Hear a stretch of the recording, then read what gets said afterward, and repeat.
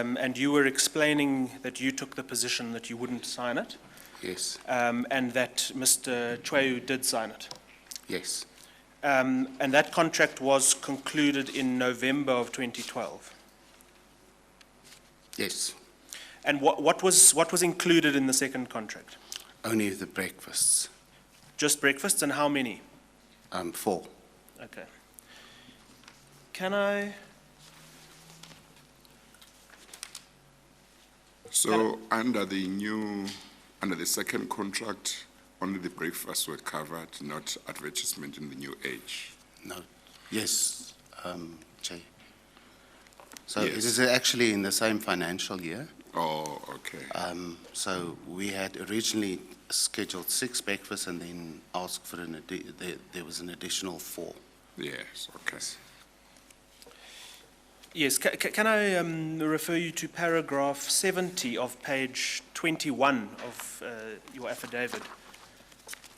That sets out the breakfasts that were included as part of the second contract. Mr. Pretorius, according to our records, there's one breakfast that's missing from that table. That's correct, yes. Which one is that? That was, no, there was only 3 breakfasts that took place in the end. I remember correctly, my memory serves, the 4th one didn't take place. We'll come to it in a moment, but the response that was given to the public protector indicated that there was a breakfast at which Ace Magashule spoke on the 6th of March 2013. That's correct. Sorry, my memory is a bit, yeah, you're correct, yes.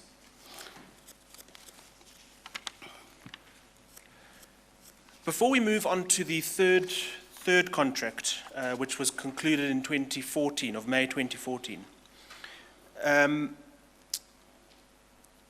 understand that, well, perhaps help me with this. When did negotiations begin for a subsequent contract after the conclusion of the second contract? The negotiations for contract or for another contract or continuation of the contract was ongoing. Okay. Mr. Hoa and his sales people were there on a quite regular basis, or in contact with us via email, or with Mr. Chewe, in fact. Right. They did, at that point, they didn't speak to me anymore. And at some point after the conclusion of the second contract, you prepared a presentation that motivated for the TNA proposal to be submitted to the sponsorship committee. That's correct, yes. The CAD Mancos committee. Can I refer you to that presentation? It's at page 754 of MM1A. 754. Of MM1? Of MM1A. Oh. The same file that your affidavit is contained in. Okay. I apologize. It's MM1B. It's MM1B. I apologize. 714. 754. 754. Page 754, sorry. Page 754. I made an error. It's MM1B. Oh, okay. Sorry.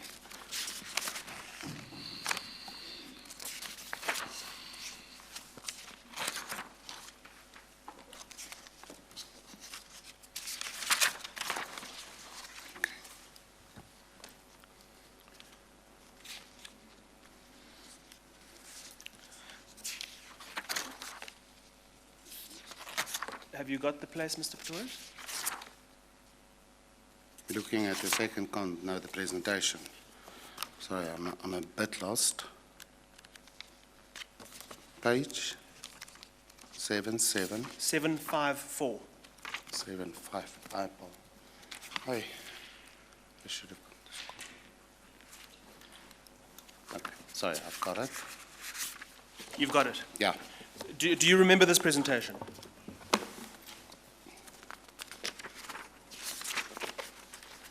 I do indeed. Could you explain to us what the purpose of this presentation was?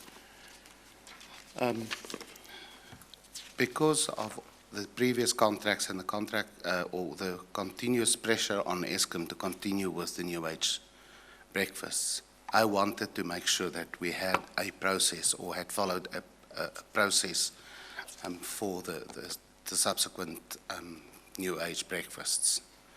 Although I did not support them, I wanted to make sure that we as corporate affairs, and in particular my boss, is covered in terms of this. And this was my suggestion to him, to make this presentation, but to make it as open and fair and state the facts. So you will see on page 758, the same table that we looked at earlier. Yes. That is the most expensive. On 759, the penetration LSM 6 to 10, and so on. So this was the whole point of that presentation. And then my recommendations were that it's not recommended, and then Sorry, that is on page 766. Yes, sorry, apologies, page 766. This was the reasons why I did not recommend it. So just to interrupt myself for a second here, at that point in time, the Eskom structure was a little bit different than what it was before. It is changing now. We, as corporate affairs, were reporting to enterprise risk, and Mr. Chair was reporting to Ms. Johnson, who was the group executive for a number of divisions. So she also had her own exco with her direct reports, and I made on page 767, I said, if you still feel that this needs to go further, then that would be my suggestion in terms of a presentation to the Enterprise Development Exco. And then the contract be concluded between Eskom and the New Age directly, as not to involve the media agency. Okay, so just help us to understand what's happening on 766 and 767. 766 seems to contain a clear recommendation that the sponsorship is not recommended for the following reasons. Yes. And it says it doesn't meet the minimum requirements, there's a reputational risk, circulation remains an issue, and that the amount of more than 8 million rand is equivalent to what is spent across other media organizations. So there seems to be a clear recommendation on page 766 not to recommend it. Yes. But then on 767, with the heading resolution required, the resolution is that CAD Manco recommends the following resolutions. So just explain what the purpose of that slide was. So if you look at page 766, that's my recommendations, which I put together for this presentation, that I do not support this. And that was, I made it very, very clear in my refusal to sign the second contract as well. But I said that there is certain circumstances where a situation may arise that you don't necessarily, a stakeholder opportunity may arise, which you may not want, that does not meet the necessary criteria, but the stakeholder is important, and therefore you will then consider it as strategic in nature. So I was using that line. So page 767 was my suggestion to Mr. Chair to say, if you feel that you still needed to take this to Enterprise Development Exco, then use this slide as the resolution. Then let them make the decision that it is strategic of nature, and that we will go ahead with this. At least then you have it somewhere minuted that they have made the decision, and it's not you alone that have made the decision. Okay, I understand. Was this presentation ever submitted to or presented at Manco? I submitted it to Mr. Chair, and he did not want us to present it. So it was never presented, No, it was not presented. before Manco. And why did he say he didn't want to present it? I'm not sure why. Probably because No, I don't know. I would have to speculate. But he didn't give you a reason at the time. He just said he wouldn't present it. No. And on the reasons you gave in the presentation for not supporting or not recommending the sponsorship, did he have any issues with your reasons? We never discussed it at the presentation, Chair. I emailed it to Mr. him, Chair. yes. And he, as the chairman of the committee, Yes. it's his decision whether he wants to put it on or not. Okay. Can we then turn to the third contract, and that appears from your affidavit from paragraph 72 on page 21. Now, we discussed earlier that the first contract was between the media shop and the New Age. The second contract was between the media shop and Eskom and the New Age. The third contract was directly between Eskom and the New Age. It didn't include the media shop at all. Why was that? I was not involved in this discussion. At this point in time, I was completely happily excluded from any interaction with the New Age. So I wasn't even aware of this contract until it was signed. So they decided to, and I say they, I'm not sure who they were or they are, to negotiate it directly between Eskom and TNA. And that's what TNA wanted right from the start. Yes. They did not want a third party involved. And you say that you were excluded from the process. You played no role really in the negotiations. Why were you excluded? I can only speculate once again, and that is that because I made it abundantly clear that I don't want to be part of this because this is not kosher. And 43 million rand at that point in time was more than my entire budget, marketing budget, after it was cut. So I could have done far better with 43 million rand in the marketing budget than paying for New Age breakfasts. Can we deal with that issue of the budget? Do you know whether the third contract was budgeted for? No, it was not. Not to my knowledge. And was it submitted to the sponsorship committee or Sia Di Manco for No, approval? it was not. And who signed that contract on behalf of Eskom? Mr. Colin Majila. You refer at paragraph 77, that's on page 22, to a report, to a review conducted by Sizwe and Saluba Gobodo, Yes. which reviewed the process of the third contract. Were you aware of that report at the time? At the time it was published, sorry, in November of 2014, when it was published. When the Gobodo, I was aware of it. I didn't have a copy of it, but I was aware that there was a audit done on this. And what's your understanding of its key findings? Well, that the contract was actually, the chief executive didn't have the authority to sign the contract, so it was done outside of the guidelines within Eskom. So just to explain it a little bit further, is that a lot of people find Pakamani or Brian Dalmas, whoever the chief executive is, it's not difficult to find the email address. And they forward their request directly to him or her, whatever the case may be. And the process is, it doesn't matter where sponsorship comes in from, whether it's from the chief executive or somebody far lower down, it needs to come to the sponsorship desk first for evaluation. And that's the starting point of all of the sponsorships within the organization, every single one. And we keep a register of every single sponsorship that comes in and the response we have given.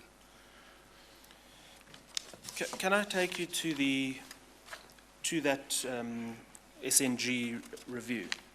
It's at page 208. Same file. Yes.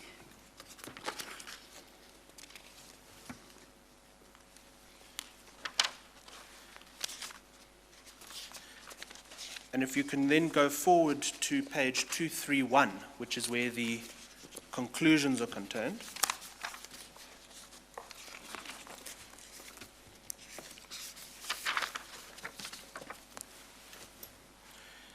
At paragraph 4.61,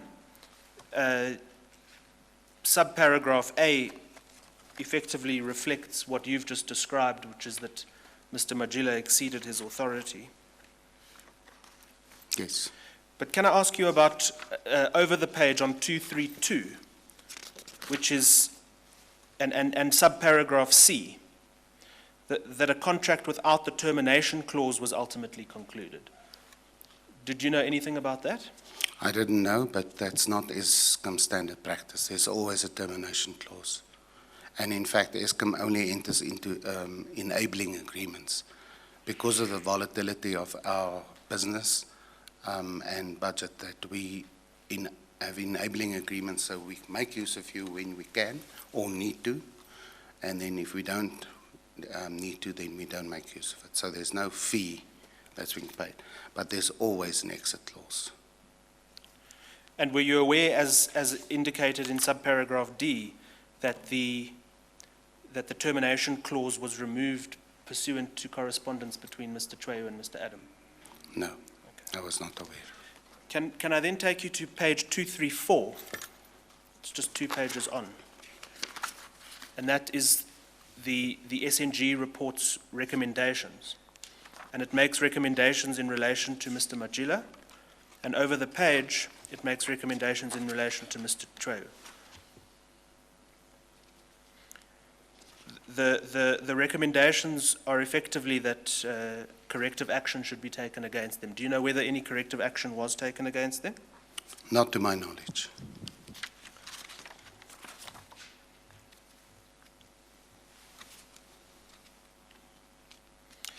And you indicate at paragraph 80 of your affidavit that in February 2015, the ESCOM board resolved to ratify the third contract.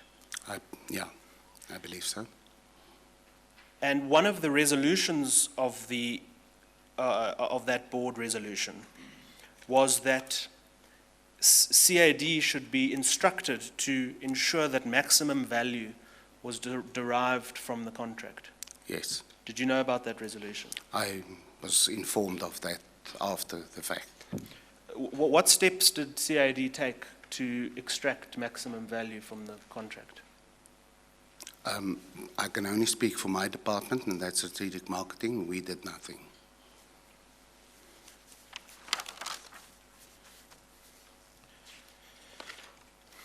Thank you. I'd now like to turn to the parliamentary questions, which is a subject you've referred to on a few occasions. You explain that ESCOM received a number of parliamentary questions regarding its relationship with TNA.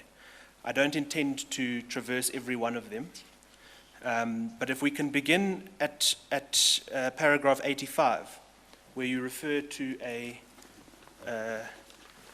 parliamentary question on the 14th of November 2012. And just to orientate you in time, that is about a week after the second contract is signed. Can I ask you to go to that question? It's in bundle MM1B, and it is at page 661.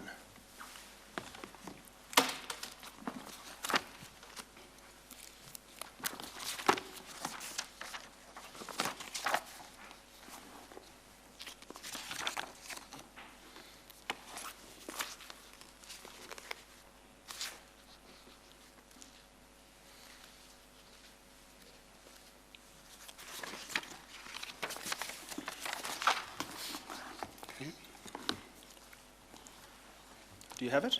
I do. It's a question from Mr. Lee to the Minister of Public Enterprises. The first question asks whether his department or any entity reporting to him placed any advertisements in the New Age, and then asks when the advertisements were placed, what the nature of the advertisements were, and what the spend was.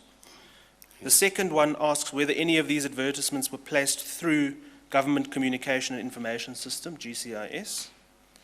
The third asks whether an independent analysis was conducted prior to placing advertisements to ascertain whether the new age is read by the intended market. If not, why not? If so, who conducted the analysis and what were the main findings and recommendations? And fourth, whether any independent studies of said advertisements were conducted to ascertain whether they were effective in the relevant target market. If not, why not? And similar questions after that.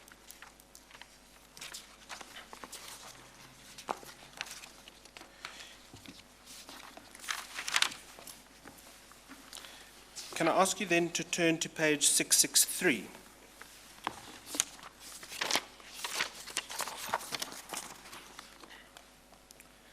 This is an email from Pindi Mabena, and she says, "Good afternoon, please find attached a PQ for your urgent attention. We knew there would be follow-ups, but I guess our estimated time of early 2013 was too generous. Here we go again with the TNA questions."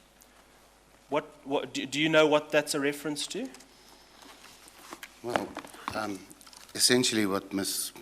Mabena is admitting to is that we had non-stop questions about the new age and in different forms, in different formats, in different configurations. So this is what she's referring to. Sorry, that another question has arrived. They expected, or she expected, I'm gathering from this email that they were only expecting the questions to be asked early in 2013 when Parliament would have opened. And then further up the page, Mr. Moremi forwards it to you and asks you to look into it. Yes. Was that the normal course, that you would do the necessary work to prepare the response to the parliamentary questions? Because it's advertising and in Mr. Moremi's structure, I was strategic marketing initiatives, reporting to him, so he would have sent it to me normally, yes. There is a formal parliamentary question process within Eskom and policy in place now, which I am the representative for corporate affairs in any event. But yeah, that would have been normal. Can I then ask you to go to page 666?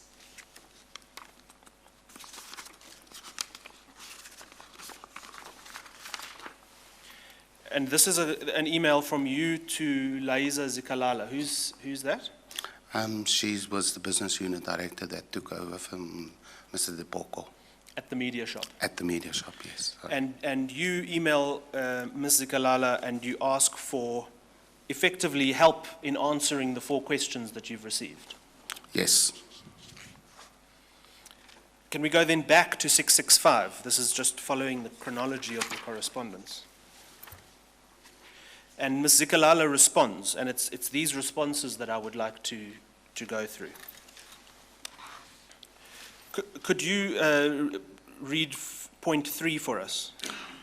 I've spoken to Donald. When TNA initially launched, we could not do an analysis on the paper, as it has not been measured by the ABC nor by AMPS. Donald's recommendation back then was not to advertise in the paper, as we have no research on it. Donald was then instructed to advertise in the paper and spend a certain amount of money. The instruction was executed as per Eskom's request. Since then, the newspaper has been measured by AMPS, which I just remind you is behavioral research. The numbers are not looking good. They have 39,000 readers compared to the Citizen, 508,000 readers, the Staff, 640,000 readers. So we can do an analysis for you, but it won't look good. The newspaper has never been our recommendation. Thank you.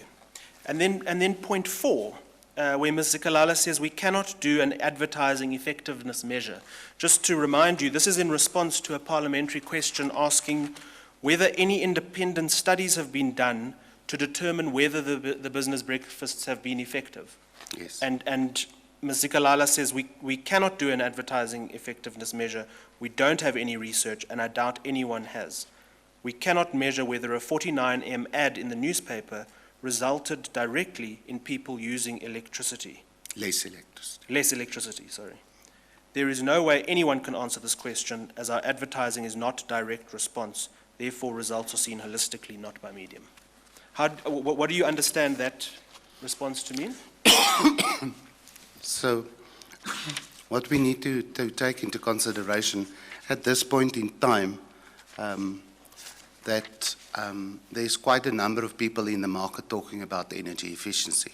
So it's Eskom is talking about energy efficiency, the government is talking about energy efficiency, and then you have all the contractors that supply generators and all these things, and everybody uses load shedding or power interruptions as a reason for sales.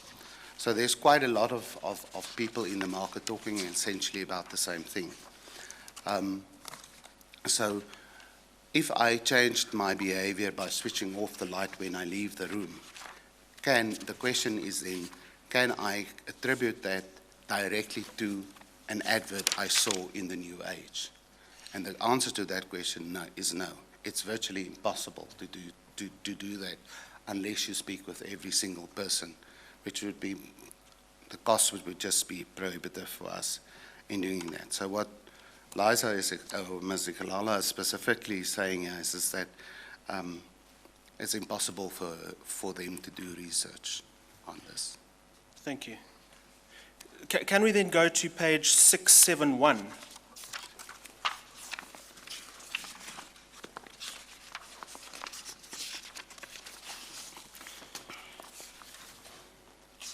This, as I understand it, is a draft response to the parliamentary question. Yes. And as I see it, points 3 and 4 effectively reflect what the advice that Ms. Zikalala gave you. That's correct, yes. But can you then turn to page 675?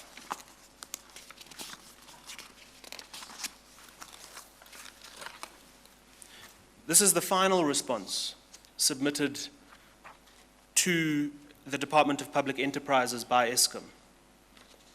And if we go to paragraph 3 on page 676,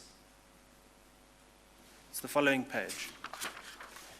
It says, when the New Age was initially launched, we could not do an analysis on the paper as it was not measured by the ABC or by AMPS. Since then, the newspaper has been measured by AMPS.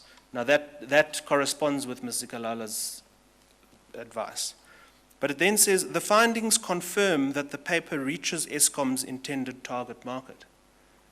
Where did that come from?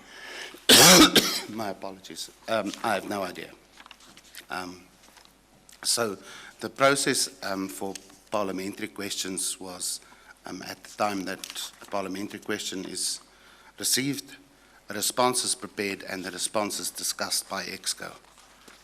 And they make the final decision on what needs to be done, or what gets written down.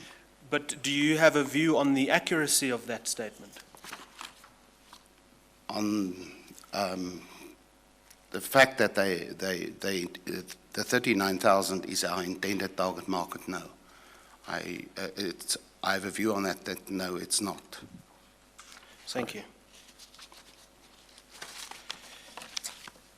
Mr. Pretorius, can we then turn to the Public Protector's investigation? Before we get into the questions that the Public Protector asked, another aspect of Mr. Gigaba's affidavit, which he submitted in response to Mr. Pretorius's Rule 33 notice, was that he was engaged by the Public Protector and that he sought information from the SOEs in order to respond to the Public Protector. That appears from paragraph 12 of Mr. Gigaba's affidavit. Do you have any comment on that? A slightly different version of that, Chair, is that the Public Protector wrote to the Minister wrote to Eskom and to Transnet, and saying, you need to reply to this, but you reply directly to the Public Protector, not via my office. In his statement, he says that he did not want to have any undue influence by his department, if I read it correctly. The Public Protector's questions, bearing in mind that I was against this, I did not want to do this, so I gave a response to the Public Protector of what I could,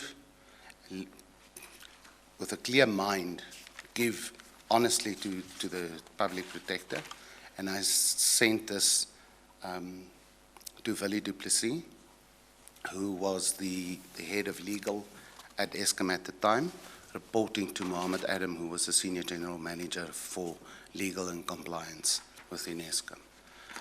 And a few days later, I received an email I received a call from Willie saying that we need to expand on this. This is not nearly sufficient. Taking into consideration that the letter that the Minister wrote to the Chairman said that we would have, as a state-owned entity, all the necessary documentations and all of that in place, which we most probably have, and we've seen it in evidence here. So I said to Willie, I cannot, in all good conscience, as a marketing person, write something that is not true. He said, okay, I'll speak to Mohammed. The end of that was that Mohammed... Sorry, when you refer to Mohammed, is that Mr. Sorry, Adam? Mr. Adam, sorry, my apologies.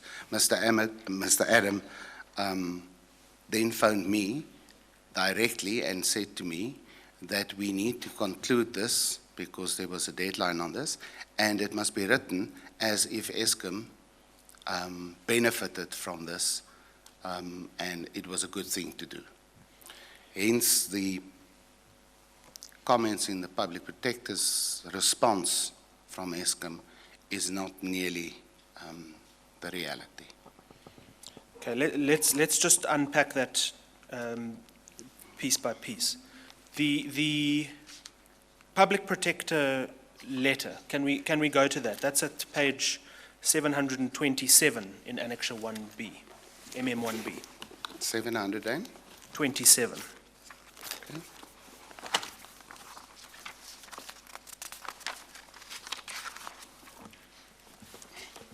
That's MM1B. MM1B. Yeah. 717. 727. 727.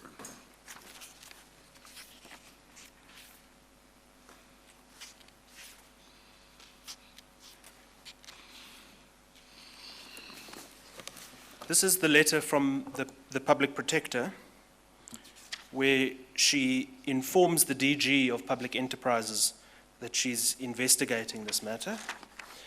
And over the page at 728, paragraph 3, she sets out the allegations against the aforementioned public enterprises, that's Transnet, Telkom, Eskom, and the SABC, and sets them out from paragraphs 3.1 to 3.5. The exertion of undue influence, improperly sponsoring public enterprises for the hosting of business breakfasts, a total amount of 36.7 million rand paid for those breakfasts by that stage, that the sponsorship was ostensibly to advance various dubious public interests via the business breakfast briefing sessions, and that the said sponsorship was approved despite the alleged fact that TNA is not a member of the ABC and that its true circulation figures cannot be verified, which consequently makes no business sense for public enterprises to spend public funds for exposure. The Public Protector then makes a request of DPE in paragraph 4, and it asks for a range of documents, policy documents, sponsorships, agreements, and the like. If we can then turn to page 731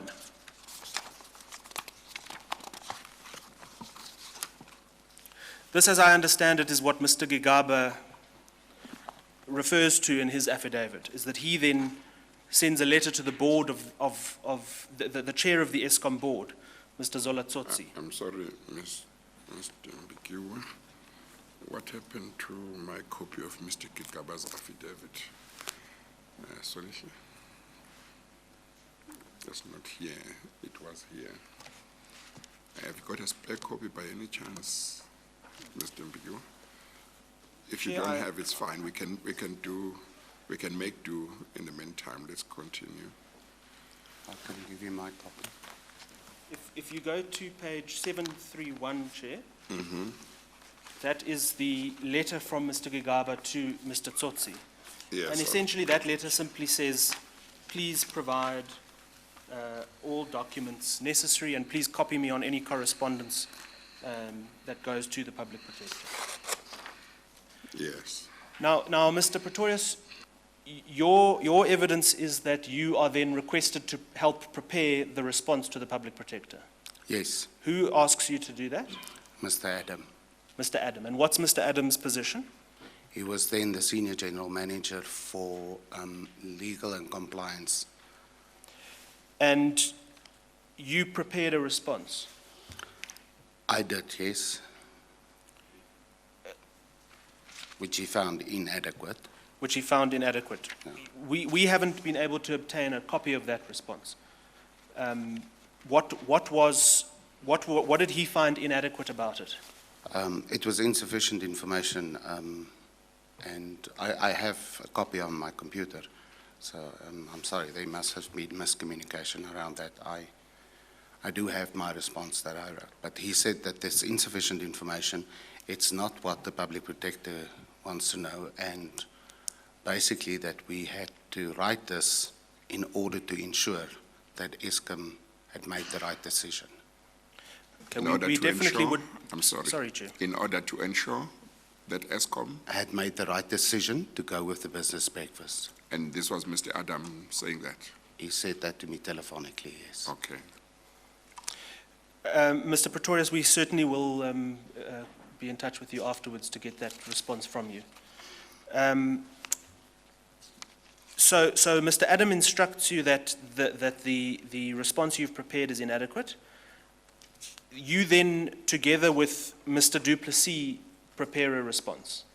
Yes, so Mr. Du Plessis phoned me one afternoon, and we spent the afternoon and the best part of the evening preparing the documentation, I was writing the response to the public protector in such a way that it looks a little bit better than my original response. What was your understanding of Mr. Adams' statement that the response you had prepared was inadequate? Chair, at that point, when I saw the letter that came from the public protector and the minister's letter, I spoke to my lawyer and asked her what would be the implications if I was to lie. And she said to me, you'd be in serious trouble, because if the public protector decides to have proper hearings around this and you have lied, you'll be in serious trouble. And that's why I did not want to be part of this. I did not want to write the response. I gave them the information, which I will provide to the advocates after this meeting. But I did not want to be involved in writing that response, because writing that response is it's unethical in my opinion, and that it really bothered me that I had to do that. Is my understanding correct that your understanding was that although he was saying your response was inadequate, he actually meant that it didn't convey what he wanted to be conveyed on behalf of ESCOM? He regarded it as not the right response. Yes, Chair. And your understanding was that he wanted the right response to be provided. Yes, Chair, I only provided the facts Yes. in a one-page document. Yes, So the facts of the various contracts yes. and the benefits that we derived or that we allegedly derived from these breakfasts, and that was it. And Mr. Adam was not happy with Yes, the facts. He wanted a storyline. yes, And I said, I can't write the storyline because that goes against every principle that I have. And I am a member of a number of professional organizations which propagates ethical behavior in communication and marketing in South Africa. So I can't do this.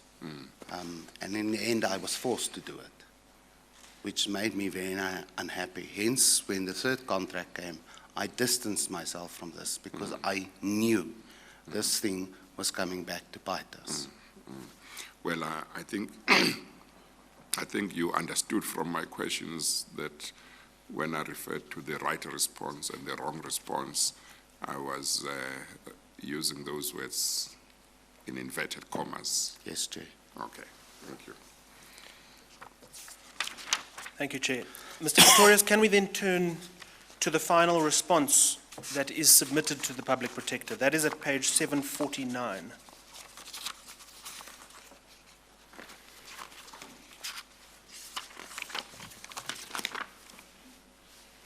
Now, you'll see that there's in bold, it says draft, but that is in fact the final version, because if you turn over to 751, it is signed not only by Mr. Du Plessis, but in acknowledgement of receipt by the Public Protector's Office.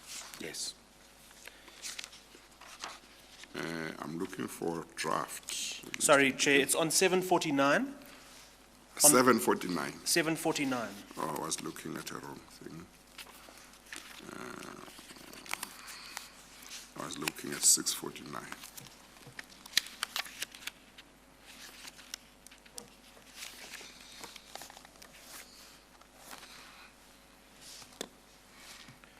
So Yes, you'll yes, see, I've seen Chair, it. that it says Yes. it says draft on it, but in fact it is the final version, because if you turn to 751, it is signed both by Mr. Du Plessis and in acknowledgement of receipt on the other side. Yes, thank you. Mr. Pretorius, if we can then turn to 751, that's the aspect of the response I'd like to. So, 2. 751. So did you say, Mr. Pretorius, the person with whom you ended up working on the right response in inverted commas was Mr. Du Plessis? Yes, Mr. Du Plessis and I Yes. spent the evening to draft this Yes. document. Yeah. Okay. And can we pick it up from under the table, not the first paragraph, but the second paragraph, where you say the primary benefits were brand awareness for 49M and the opportunity to highlight the need to save electricity. The sponsorships provided significant exposure through the print and broadcast media and to engage more businesses in the private sector. Is that an accurate statement? No, it's not.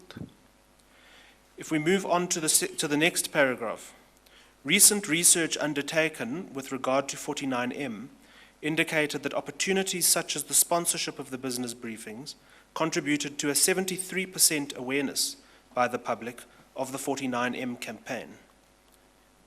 Is that a true statement? No, it's not. The 73% awareness is true, but that is across all media in South Africa, and it was a national study.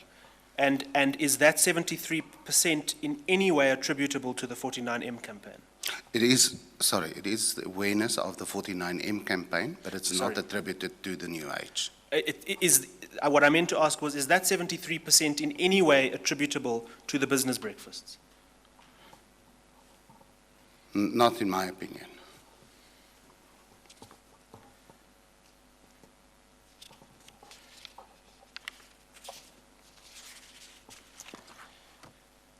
Thank you, Mr. Pretorius. Chair, the last few questions I'd like to ask Mr. Pretorius pertain to an annexure or a document in the proposed bundle of Mr. Zola Tsotsi, who will be appearing later in the week. Could we be permitted to refer to that document? Yes, to go that's there? fine, yeah. Mr. Pretorius, it's the document that is labelled currently MM6. Yes, Have you got it? it's there. Yeah, could you Can I take take it it out? out?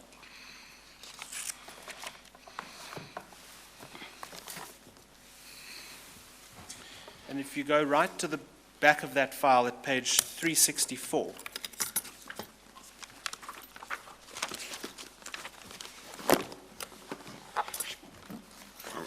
Is that file already here? Is it already here? Oh, okay. Yes, Chair, it is here. Okay.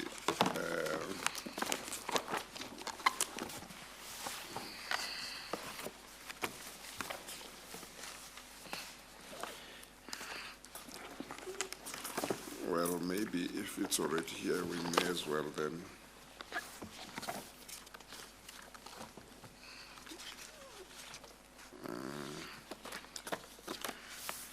I'm just wondering whether we shouldn't. Let's just, what page is it? It's page 364, Chair. 364.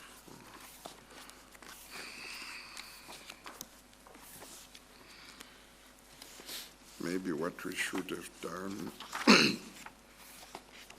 is to 364 to include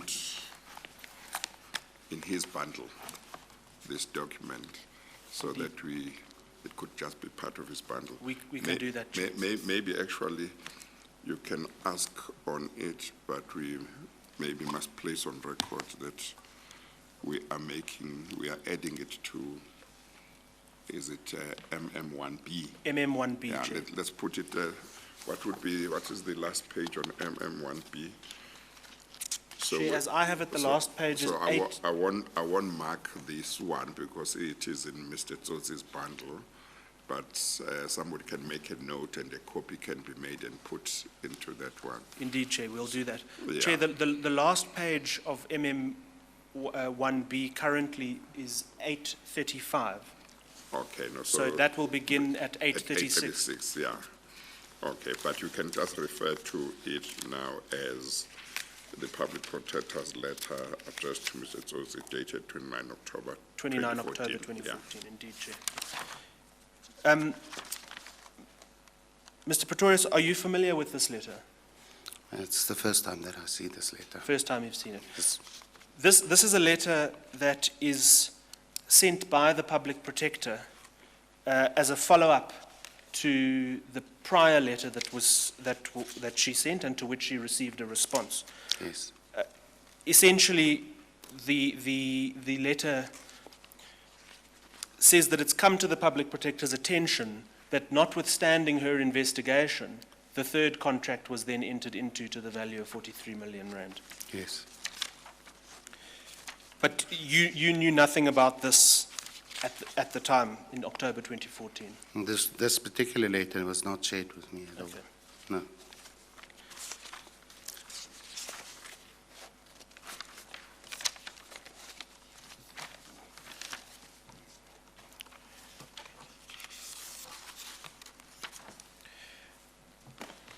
Chair, those conclude my questions for Mr. Pretorius.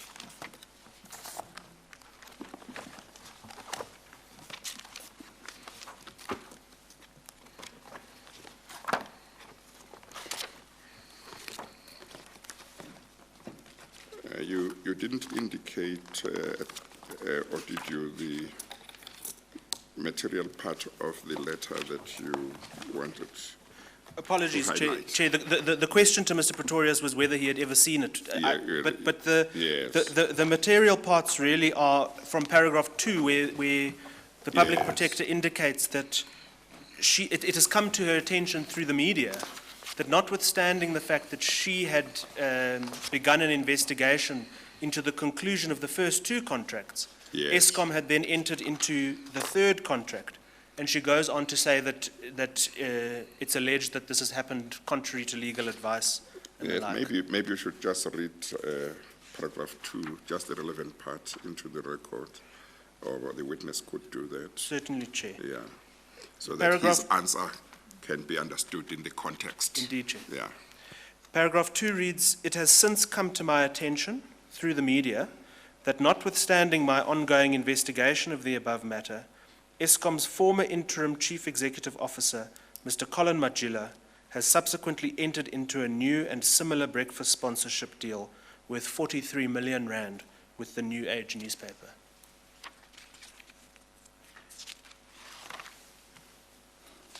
yes, okay. Thank you. Thank you, Chair. Thank you very much, Mr. Pretorius, for coming to give evidence. Should a need arise, we will ask you to come back, but thank you very much. For now, you are excused. Thank you, Chair. Thank you.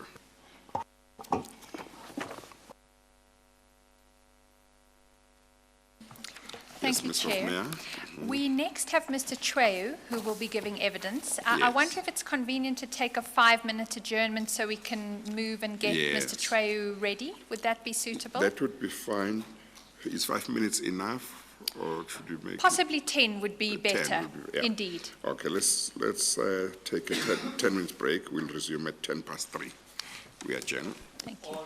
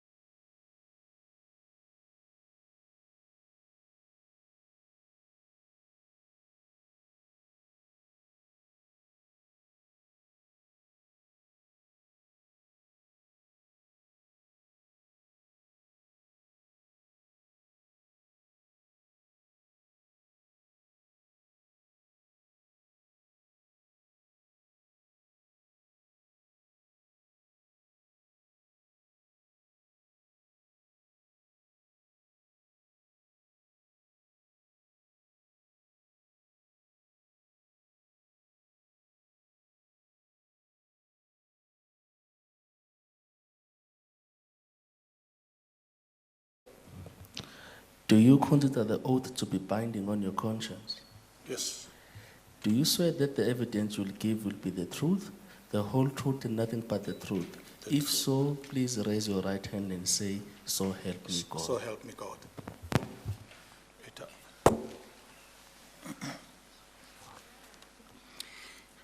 Yes, you may proceed. Thank you, Chair. Mr. Trejo, you'll see in front of you, I think the file open in front of you is the file containing your affidavit. Is that correct? Yes. Chair, for the purposes of the record, we propose that Mr. Trejo's affidavit and additional documents be entered as Exhibit MM2. I deliver a file containing the statement or affidavit by Mr. Chew will be marked Exhibit MM2. It contains his statement and annexures. Thank you, Chair. Mr. Trejo, if we can then commence at page 1 in that bundle MM2. The What numbers are the ones on weight on the top? Indeed. Okay, Indeed. thanks. So throughout the day where I make reference to page numbers, you'll look for the red number at the top. Okay. And Mr. Trejo, there will be occasions in the evidence where we may need to refer you to another bundle, but those have been placed next to you there, and I'll guide you to which file we may want to take you to. Yes. But we'll concentrate predominantly in your Exhibit MM2, which contains a document at page 1. What is that document? It's my affidavit, this one, yes. Thank you. And if you go over to the end of the affidavit, which you'll find at page 12, can you tell us when that affidavit was deposed to? Page 12. Yes. Oh, I'm checking my page. Your own internal. Sorry.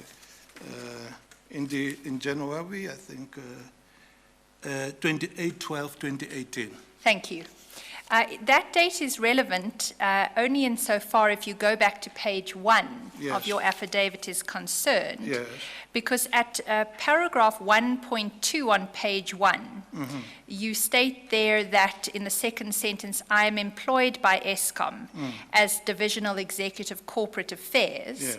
Mr. Trejo, was that the position on the 28th of December Yes. of 2018? Yes. Is it currently the position? No, I'm on retirement, And when did you take retirement? starting from the 1st of January 2019. Right.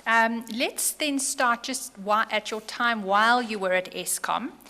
For how long were you employed at ESCOM and in what positions? From the 1st of June 2010 until, as I said, the end of last year, December 31st. And in what positions were you employed in ESCOM during that period? When we started my contract, we were still then called managing directors. But later, I'm not sure of the date, we were referred to as divisional executives. And what division were you the executive Corporate of? affairs. And was that for the duration from June the 2010? beginning up to the end, that was my responsibility. Thank you. And in terms of your qualifications, what qualifications do you hold? I have a BA honors, master's degree from the University of Denver in the US, and a master's degree from the University of, it was Port Elizabeth, then it's Nelson Mandela, I think now. Thank you. Mr. Trejo, just in terms of your previous engagements in some of the processes that I alerted the Chair to this morning, Yes. that have preceded the evidence before the Commission today, my first question is, did you make submissions or appear before the Portfolio Committee of Public Enterprises? No. And did you engage with SNG, who were ESCOM's auditors? Yes, I did. You did, and that was when they were investigating the third contract, is Yes. that correct? Yes. Thank you. We'll come to that in due course. I'd like to then pick up your affidavit, if I may, at paragraph 2.1 on page 1. Because there in an introductory section, you begin to describe the relationship between ESCOM and TENA. Can you explain to us what is stated at 2.1 and in what division of ESCOM that relationship was managed? Corporate affairs. It was in my division, corporate affairs. And can we take it that you hold the position of head of that division? Yes, I did. And at the relevant times when the 3 contracts with TNA were concluded? When the third contract I reported to, why am I missing my mind? Erica Johnson. Erica Johnson. So what was your position when you were reporting to her? Were you still the head of Still, the... yes. What they did is they took a number, I may forget the others, but Mohammed Adam, that we spoke about, reported to her, and then Freddie Ndo, strategy, reported to her, and the guy then was responsible for IT, he resigned a long time ago. So it was a number of us reporting to her. Right. So what they simply did, they took EXCO, and the CEO felt EXCO was just too big, and then we reduced it by taking other EXCO members to report to other EXCO members. And prior to that change in the organizational structure, to whom was your reporting line? Directly to the Chief Executive Officer. And in I was a member of EXCO. And in 2011 and 2012, who was that chief executive? Brian Adam. Brian Damas, I think you may want to correct. Is that correct? Brian Damas. Indeed. Mr. Adam is Mohammed Adam, who headed up the legal department. Is that correct? Yes. Thank you. Now, at the end of paragraph 2.1, you talk about the areas over which what you refer to as CAD, that's the Corporate Affairs Division, had responsibility. Can you take us through those? Can I take them from 2.3? Because that's where I... Indeed. Yes. First of all, we had strategic marketing, which was under Kepe Moremi, and Peter Pretogas reported to Kepe Moremi. And then we had corporate communication, which was under Raisa Waja. Corporate communication, earlier on we did talk about strategic marketing, what it does, but corporate communication was responsible for the spokesperson and everything related to ESCOM's issues in the media, including the subscription of newspapers and related issues. And then stakeholder relations. Stakeholder relations is important that at ESCOM, and Mr. Peter did allude to it. One of the things that was our responsibility was that every contact from outside ESCOM came via our division. What it means is if international visitors want to visit ESCOM, they don't know who to talk to, they either write to the Chief Executive Officer, and the Chief Executive Officer would refer that letter to us to prepare. Journalists, when they wanted to ask questions, and they have no relationship yet maybe with the spokesperson, they would come to us and we refer them to the media desk. So each and every stakeholder, and Lusanda Gia was responsible for that division. Then we have the ESCOM Development Foundation that deals with corporate social responsibility, everything to do with corporate social responsibility. Then, of course, my office of the divisional executive, and those were the divisions that fell under me. Thank you. If you go back up to paragraph 2.1, you'll see in the list that you provide there, you also list ESCOM sponsorships as falling within the Corporate Affairs Division.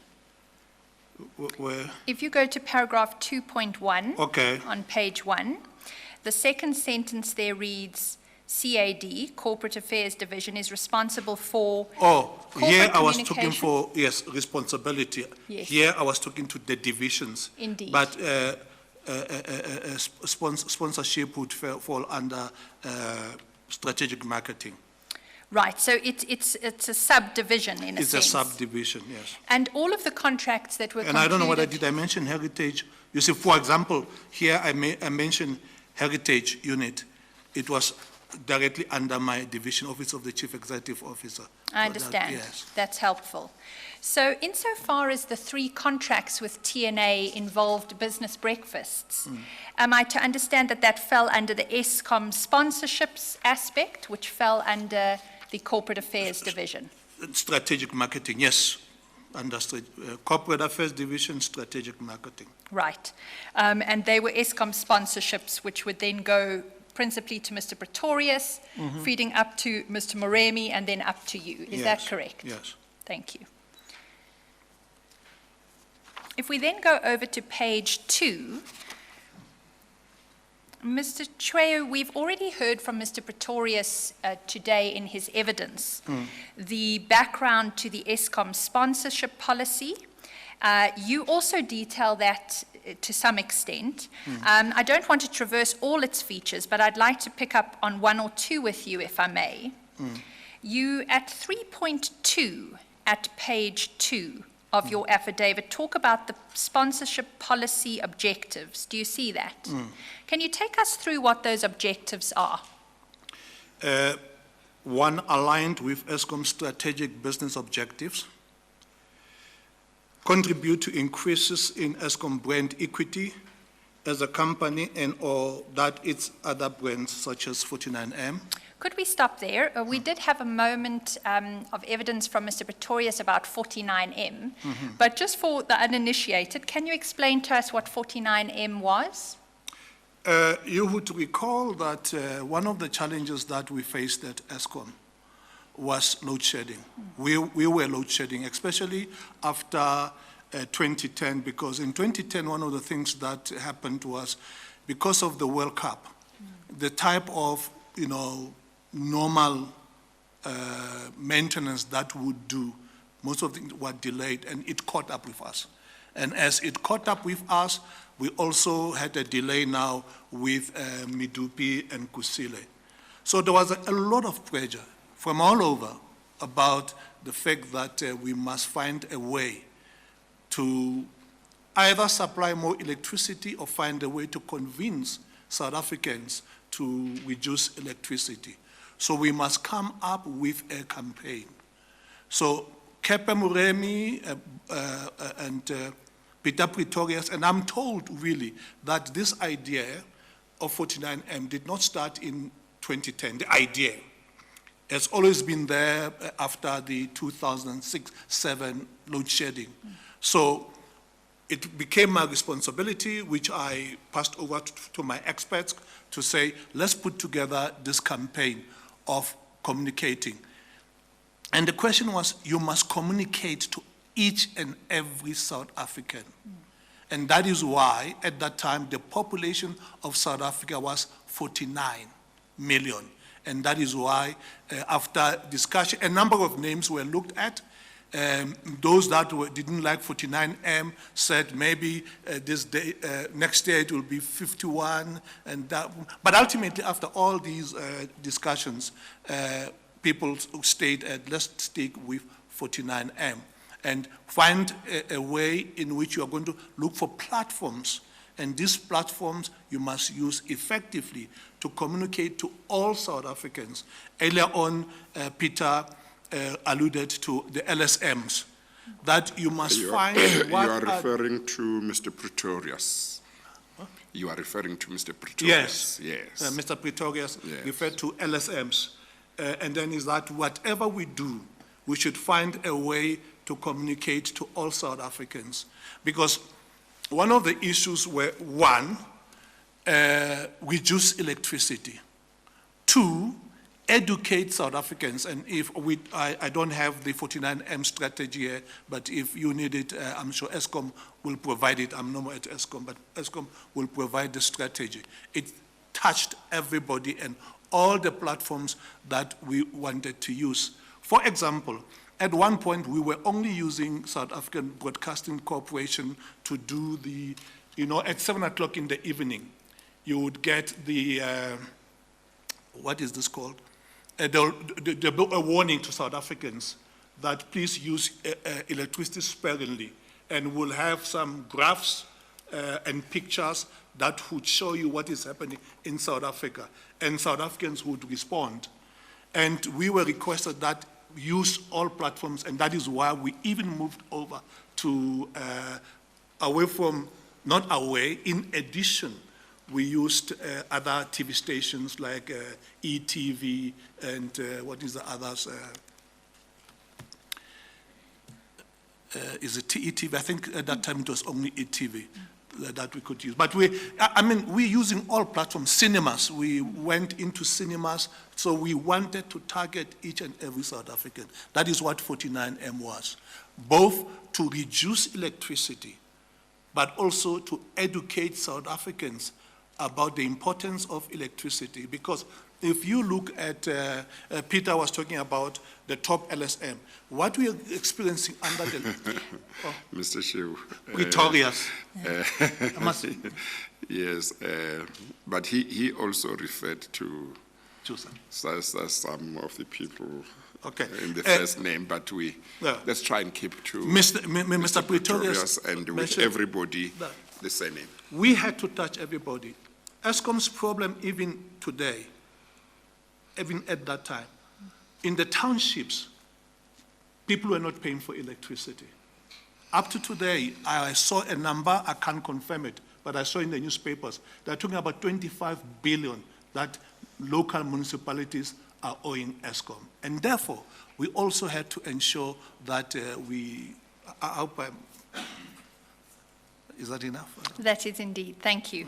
It wasn't an affiliation that Eskom had with a radio station, 49M. It was, we've all got to, if you look at even the strategy, it's use each and every platform. That is why, in fact, the minister still, not through me, through the chief executive officer, decided, I was not there, they decided on what they call a national campaign on 49M, his own role. So Peter's division. Mr. Pretorius? Mr. Pretorius, oh my God, you're going to beat me up for this No, one. it's fine. It's just useful for the record purposes. Mr. Pretorius' team, they had to spend a lot of, including the chief executive officer. We would, on Saturday, go to townships, go to stadiums, and would bring all people into the stadiums. It would be music, artists, a lot of people, and it was 49M. So there was that insistence, but continually there was you guys uncommunicating effectively with South Africans. Thank you. If we can then go to the third bullet on page 2 at the bottom. You indicate At there... 3.2? At 3.2, yes. The Yes. third bullet says the next policy objective of the sponsorship program was to yield a tangible return on investment. Do you see that? Tangible return on investment through airtime on S. And you say there the TNA sponsorship yielded tangible return on investment through airtime on SABC2. In other words, owning 2.5 hours on SABC2 would have cost Eskom a substantial amount of money, and this was included in the proposal from TNA. Do you see that? Yes. Mr. Trey, why do you say 2.5 hours on SABC2? In fact, it was not 200 hours. I think it was 3 hours because it was from 6 o'clock until 9 o'clock. I think it was 57 minutes, in fact. If I may just take you to why I Okay. say that. If you go to page 26. Sorry, my 26. Oh, Your okay. 26, yes. Well, at the top of the page in red. There you are. You'll see that that is an annexure to the first contract that was concluded with Yes. TNA. Chair, just for the reference, the contract begins at page 21. It is a contract that we've already looked at with Mr. Pretorius this morning. And Yes. page 26 we also looked at.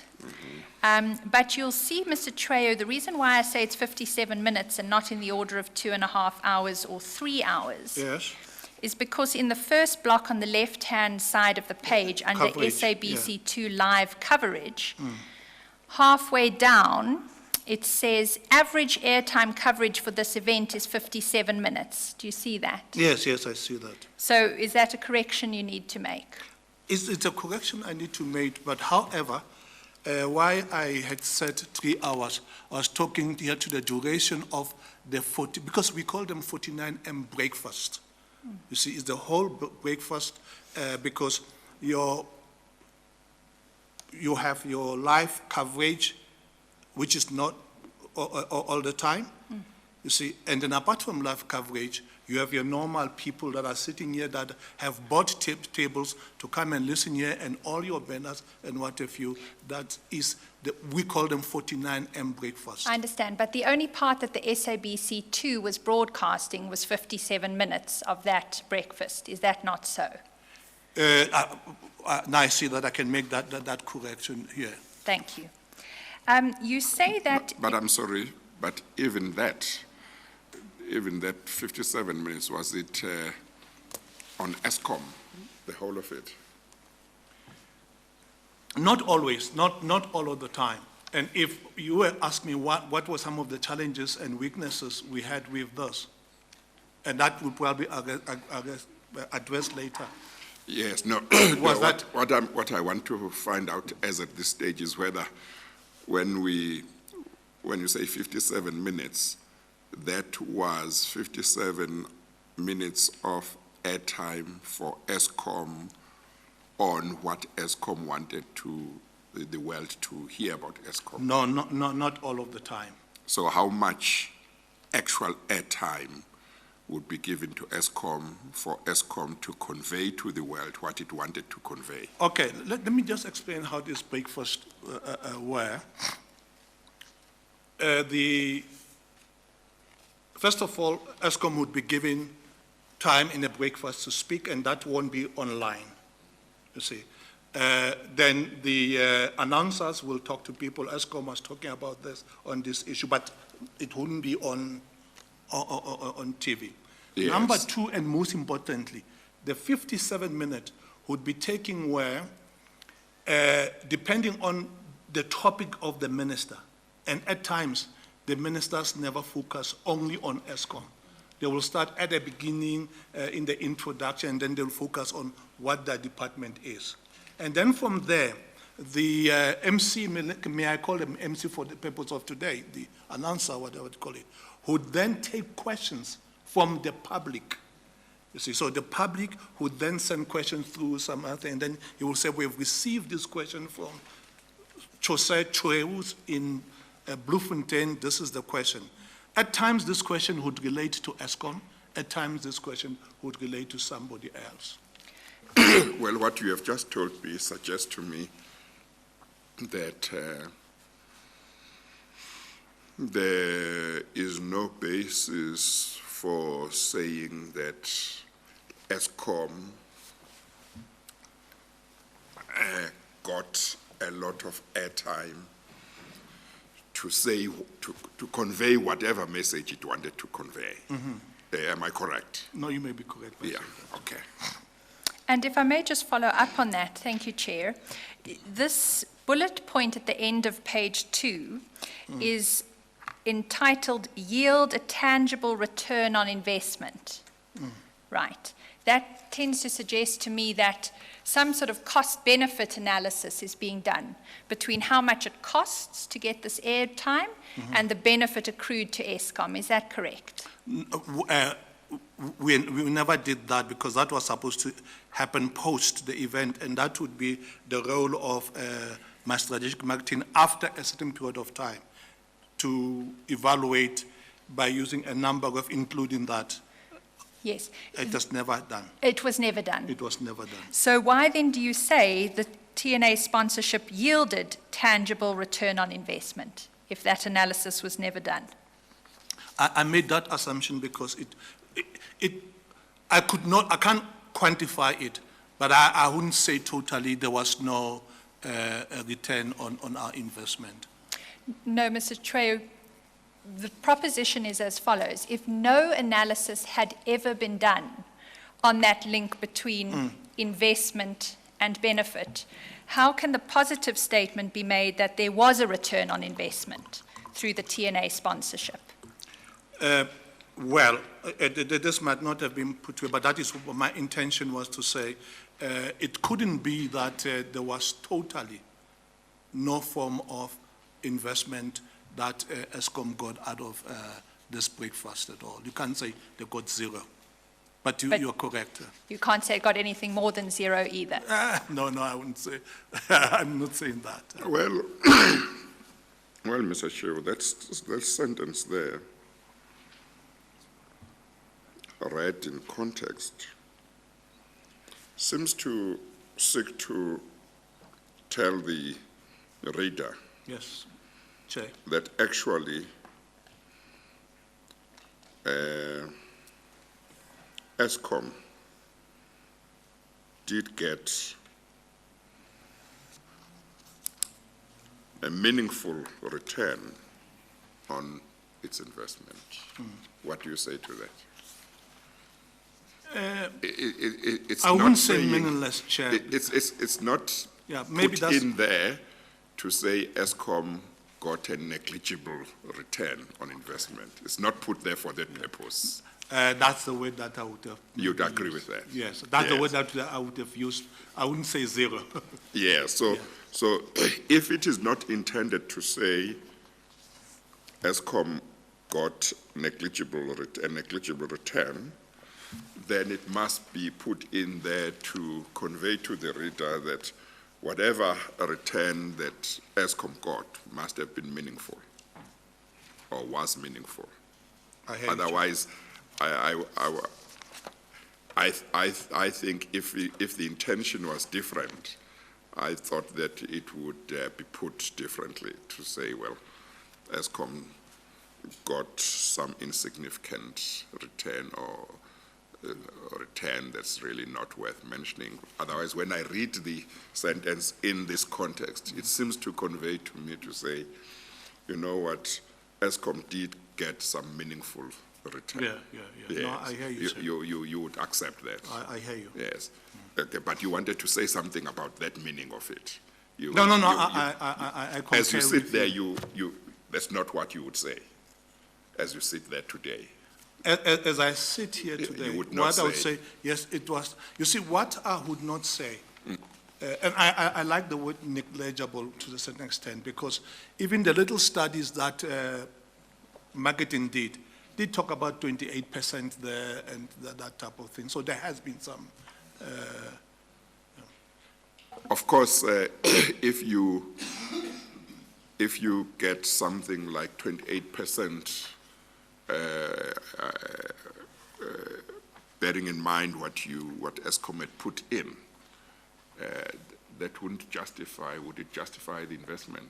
No, Chair, it was saying it's 28% for the top class and 78% for the lower class. So Oh, okay. But what was it saying? Was it saying that those are the percentages of the people who reached? Or Yes. What was the Yes. that was the point? yeah. And also the difficulty, Yes. Chair, I think is the fact that when you are working with a new company, a new newspaper, a new everything, you can only make your own assessment over after about a year, minimum. Yes, You see, yes. during the year, you can only take people from their wedding. We're doing this and we think we are selling so much, you see. But to do an independent, first of all, you take word of mouth. He's a salesperson. Salespeople will only give you, this car will give you this and all that. After driving it for some time, is then that you will be able to come back and say, but your figures don't tally with my figures. I guess that would be, in part, the rationale behind what Mr. Pretorius said. Yes. Namely, that Eskom doesn't neglect small newcomers, but it has something that's commensurate with the risks involved and with their size. In And other words, in terms of advertising, you give them but something that's not too much, and you bear in mind the risks involved, that the risks that are attached to them. Yes. Yeah. Okay. Thank you, Chair. Mr. Treyo, if we can then go on to the next page, page 3. You talk at paragraph 3.4 about potential sponsorship that meet ESCOM's sponsorship criteria are presented to the sponsorship committee for final approval. Mr. Trejo, in that respect, your evidence is consistent with the evidence of Mr. Pretorius this Yes, morning. Is yes. that correct? Yes. You were in attendance for his evidence. Is that correct? Yes. Thank you. So you can confirm that, at least insofar as that aspect is concerned, would it be fair to say it's policy that the sponsorship committee weigh in on all sponsorship proposals? That they weigh in, that they take a decision on sponsorship proposals? Most definitely. Thank you. You then go on at paragraph 3.5 to say TNA's request for an ESCOM sponsorship for the business breakfasts was never presented to the sponsorship committee and was not assessed to determine which of the 5 objectives of the sponsorship policy were met. Do you see that? Go on again.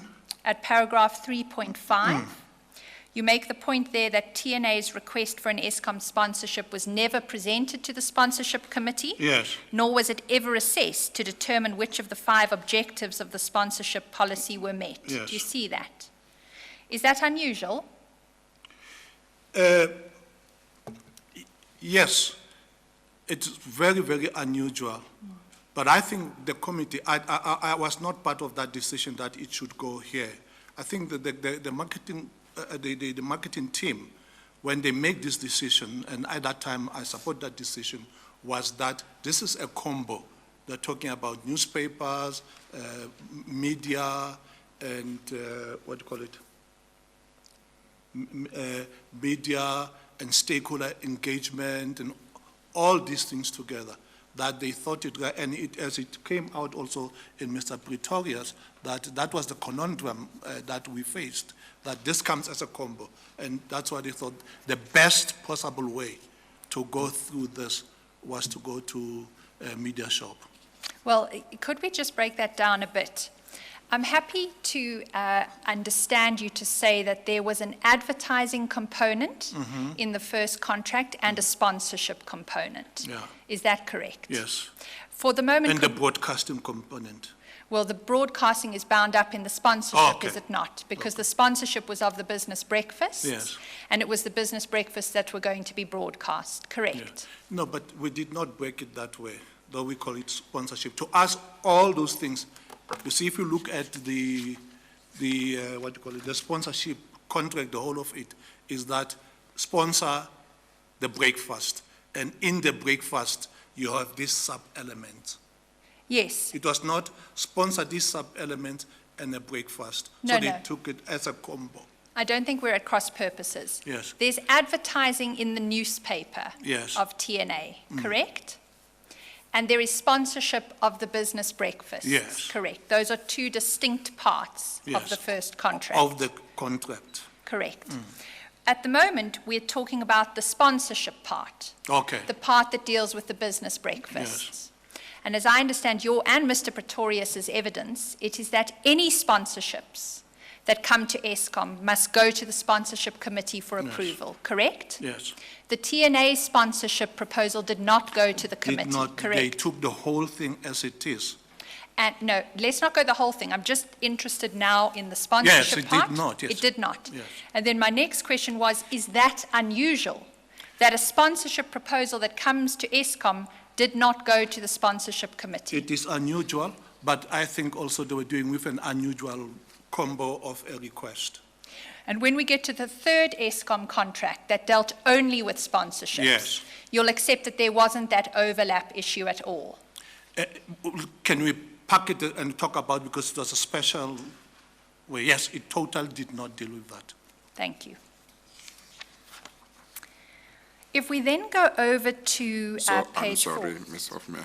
So as far as the sponsorship, the TNA sponsorship proposal is concerned, by virtue of the fact that it didn't go to the committee concerned, it was in breach of the policy, sponsorship policy of ESCOM. It was, but even all the audit narrative, we never ever said it was in breach, because like Mr. Pretorius announced that when we deal with media, because they do things at short notice. That is why we had Media Shop to deal with everything that we do with media.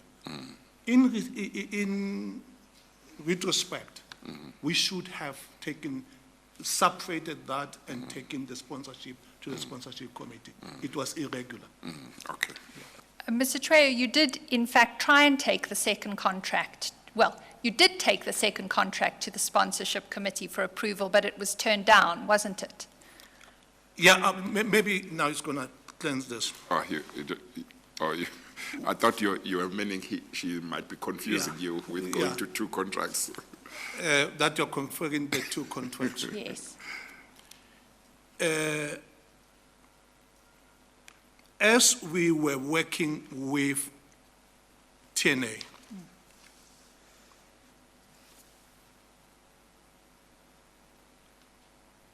issues including taking our, our supplier to court, not to court, to the lawyers and all. The relationship was not, we were very, Became strained. and parliamentary questions started appearing at the same time. But parallel to that, Chair, Peter Pretorius had already gone to ESCOM subcommittee of EXCO, called the IFC, to go and tell them, we don't have money for these breakfasts. At conception, when we started working with these people, we thought they're a small company that are coming in, and then it will be over very soon. Now they want multiple contracts. We're not going to use our money. We want you, IFC, which was made up of EXCO members, to give us money. So they gave us money. Parallel to that, I decided, because of these parliamentary questions that we went through and the reputational risk, that now let's take this to the sponsorship part. And that is why The committee. that's why it was even in a round robin, rushing to say, let's see, and the committee declined that. And I shared that with EXCO, that the committee declined that, but the decision had already been made that we are going to sponsor these breakfast. It was my attempt to regularize this type of thing, similar to what Mr. Pretorius did mention later, that we even went to our own MENCO to try and find how do we regularize these requests that are now multiplying. The guys that originally came as asking for advert, which we thought it was right, it's a new newspaper, and in fact, Chair, may I mention, Media Shop itself, between 2010, December, when the newspaper was launched, and March, because our finances are end up in March, they'd already spent on their own, without our own direction, 300 million rand, I don't know, not 300 million, 350,000, but plus a little bit over $250,000 on their own. And then we think they themselves were persuaded with the fact that it's a newspaper, every newspaper that we have here has been a new newspaper. That spent that amount on the New Age. On the New Age advert. Oh. In 3 months, I don't see the... I saw a reference to 300,000 in Mr. Pretorius' bundle. I think those 340, but I don't know if it was related to the New Age or not. Yeah, Mr. Trejo, will you help us with that? Because the 300,000 that I'm aware of in Mr. Pretorius's affidavit relates to the cost of supporting a Mail and Guardian breakfast. Oh, yes. He was trying to draw a comparison between Mail and Guardian and the 1.2 million per breakfast that was charged by TNA. But I'm interested in your point about between the end of 2010 and March of 2011 and some spend by the Media Shop with TNA, because you will have heard from Mr. Pretorius's evidence that the view of the Media Shop at the time that the first contract was entered into was that it did not make business sense for ESCOM to enter into that contract. Are you aware of that? Yeah, I'm very much aware of that. In fact, everybody, all the questions from the public protector and from Parliament, all of them were saying the same. Yes. For our reputation, it was not good at all. Even, Well, let's just start with... But I'm sorry, Mr. Hofmeyer. I think Ms. Hofmeyer is specifically asking whether you were aware at the time that... No, it was not shared with me at all. No, it was a communication Okay, between hang on. themselves. Let's not speak at the same time. Okay. She's asking whether you were aware at the time that Media Shop had spent that kind of money on the New Age. No, Chair. It's something you got to know later. In fact, only when I was putting together, I don't know where is, I don't have the annexure Or here. in preparation for your evidence here. Yeah, I don't know where I saw it. Oh, okay. Mr. Trejo, I would like assistance with that, and it's almost inevitable that we won't complete Mr. Trejo's evidence today, Yes, Chair. So yes. maybe it's something he can just look You for can overnight. look it up overnight, and then tomorrow when you come back. I hope I will be able to. Because can I tell you why I'm particularly interested in receiving that, Mr. Trejo? Because it seems to be diametrically opposed to what the Media Shop reported to Mr. Pretorius when the responses to the parliamentary questions came through in 2012. You might recall that there was an email that we looked at earlier today from Ms. Zikalala of the Media Shop to Mr. Pretorius, where she indicated to him she'd made contact with Mr. Dipoko, who was there at the time of the origination of this contract, and he had instructed that advertising in the paper, given the amount of money, would not be in Eskom's interests. Do you recall that evidence? Yeah, yes, and she was telling Mr. Pretorius, giving Mr. Pretorius this information after the fact too.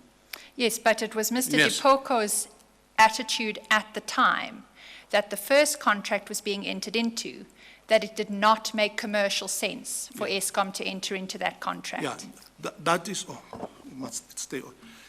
That is what was for me. Yes, I saw that. And it was interesting that it was not shared with Mr. Pretorius when Mr. Pretorius started the first contract. He's only told when parliamentary questions are being presented.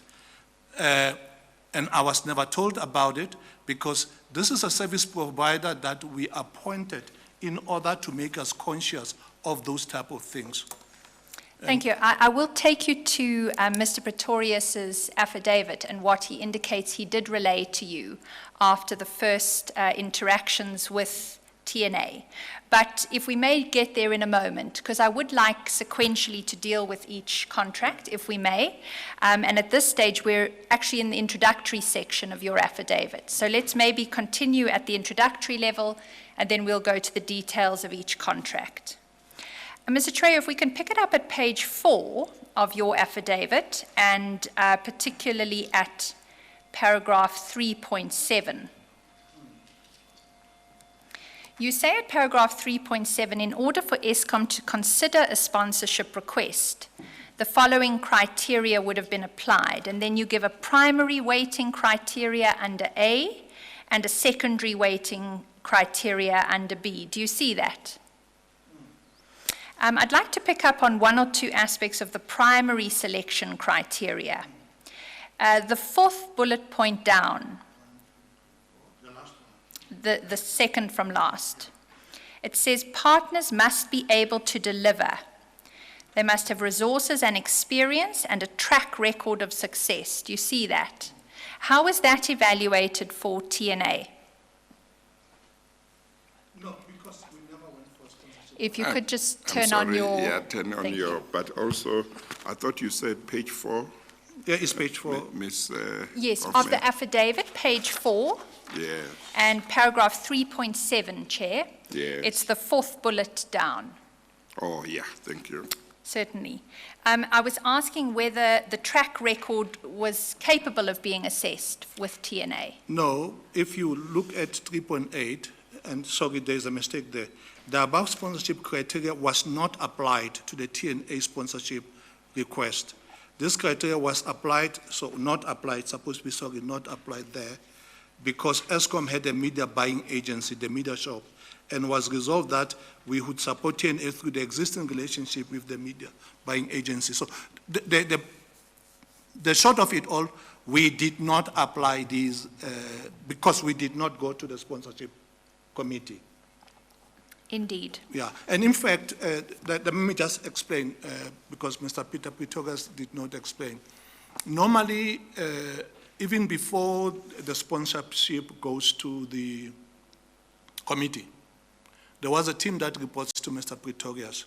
Then they would look at the sponsorship, so that by the time they go to you would know almost where they have, because they have this criteria, and the team, the main committee does not have the time to go to each and every criteria. So they will go through each and every criteria, and they had a weighting that they use for everything, and it did not go through that.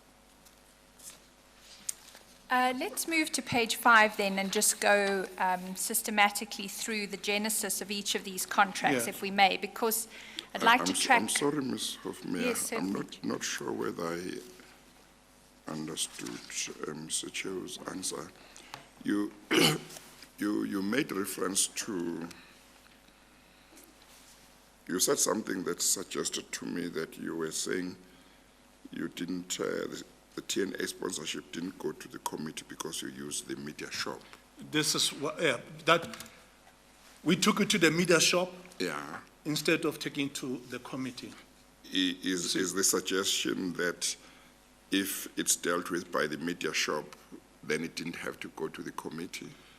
This is what we thought so, because we are looking at it from our own point of view as a combo, that we have received a request from media, and this decision was agreed upon and came from the marketing team, that we are dealing with the media, what do you call it, with a media house. The way we deal with all media houses, we go through. I am not even aware whether, because I was not at ESCOM, when we dealt with, the dates are not here, when we dealt with, what do you call it, Mail and Guardian, as Stuart mentioned, whether did we go straight to media shop or did we go to the... Well, Mr. Chweyu, if it was a sponsorship, there would have been no reason to go to media shop. No, would there? I don't know where it went. I Yes, understand. you see, I was trying to understand Yes, where the The media shop fits in insofar as the question whether you should have or should not have been taken to the committee. yeah.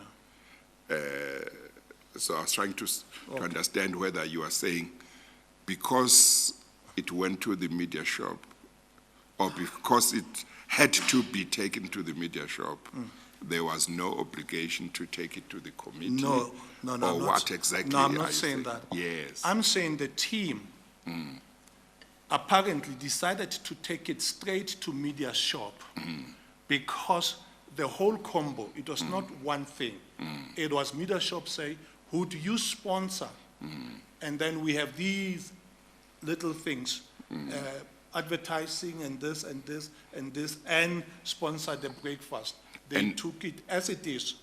And they are taking it there had nothing to do with not taking it to the No, committee. it, Those were in two my separate mind, things. it was a mistake. We should have taken out. Oh, The the sponsorship out of the, of the combo. as you out put of the it. combo. Yes. Okay, all right. Indeed. So if we go back to 3.8 then, Mr. Chweyu, I suggest to you that there does need to be a further revision to your affidavit. Oh, no.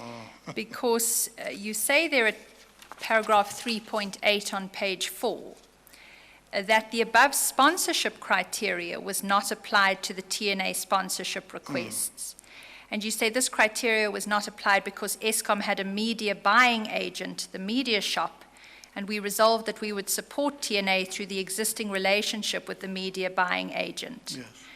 What I understand you to have clarified for us now is that insofar as there was a sponsorship component of the first contract with TNA, that ought to have gone to the sponsorship committee, correct? That ought to have gone there. Is that correct? Yeah, but this is what I realize after the fact when all I these questions are understand. being asked. Just so that we can be clear, indeed. Okay. Thank you. Let's then go over, if we may, to page 5.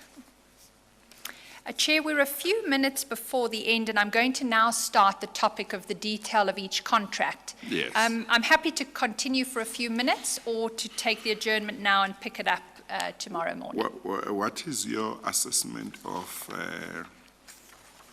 our chances of finishing reasonably on time on Friday? We might have to add some time during the week Indeed. to make sure that on Friday we finish, Indeed. or that at least we don't finish too late. Chair, my sense at the moment is that we haven't hit crunch time yet, for want of a better description.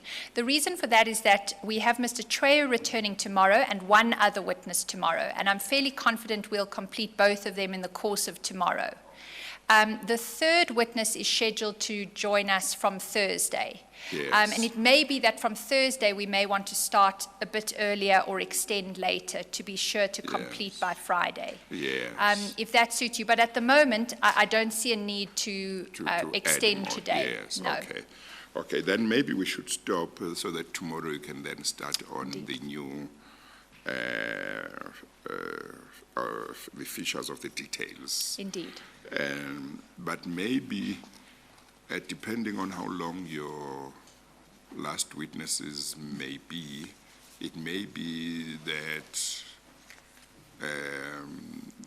we should consider starting early on Thursday or Indeed. finishing late, so that we will be assured of finishing on Friday. We would be indebted for that. If I Yes. may, Chair, with your leave, suggest that we already contact the Thursday witness for an earlier start. Yes, yes, Just yes. because that will put us Yeah, ahead I of the think so. schedule. Yeah, I think What so. time would be convenient for Thursday, Chair? Depending again on how long you think each one of the last witnesses will be, there is a possibility of starting at 9 or 9:30. There is a possibility of going to 5 or even half past 5, Indeed, you know, so that there are those possibilities. So certainly. I don't know what your sense is. If I may just take a moment.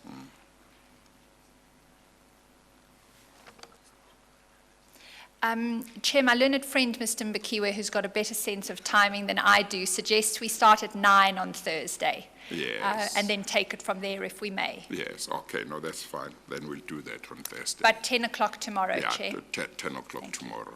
Not 9. Okay, Mr. Chair, we are going to adjourn for the day, and we'll resume at 10 o'clock tomorrow morning, at which stage you will then continue with your evidence. Okay, Chair. Okay, thank you. I thought you were going to finish. We adjourn for the day. We adjourn. All rise.